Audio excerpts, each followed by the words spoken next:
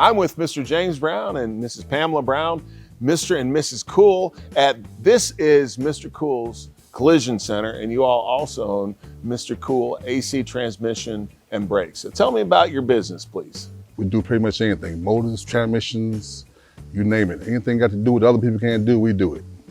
We started off in an auto repair shop. My father was in it for 35 years. I grew up in the car business, so I got out of high school in June. My daddy gave me key to the shop in July. Been in business that long. You all have the repair shop, and then you also have the collision center over here. Tell us about that. When did the repair shop start? You all opened up the collision center. Where do you get your business from? I think there's some referrals from insurance companies and that sort of thing here.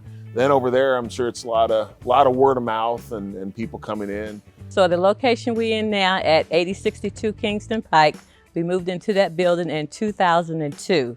We were the first Black-owned business on Kingston Pike. I ran the front office and he took care of the shop area and stuff like that. And we get business from around town, customers, dealers. But actually when we moved here in 1995, we had mobile air conditioning business, and that's where the name came about, Mr. Cool. Being an entrepreneur and a small business person is difficult enough. What additional challenges, if you don't mind, have you faced being an African-American small business person and entrepreneur? Well, bottom line, the truth about it is, that's an old thing. It's been going on for a long time as far as that, but we try to override that by doing a good job on people's cars. So either way, if they do have a problem with the colors of your skin and all that, that's one thing, but we make their car so right that they have no choice but to come back to us. And that's what we do. Our customers are more white than black. I mean, so it's not a color thing for me. I mean, people go by what we do for them is they come back for us, so.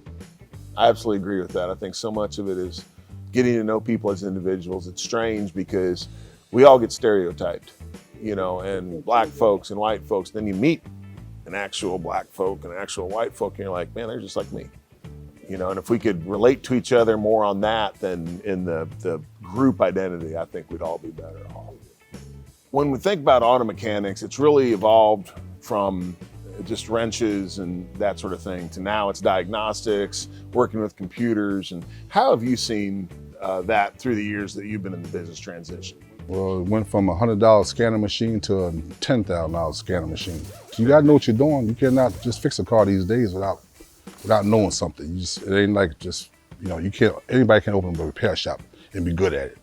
They'll be out there tearing up people's cars. I get cars in my shop that look like, who fixed your car? You know what I'm saying? One of my passions is career and technical education in the education system.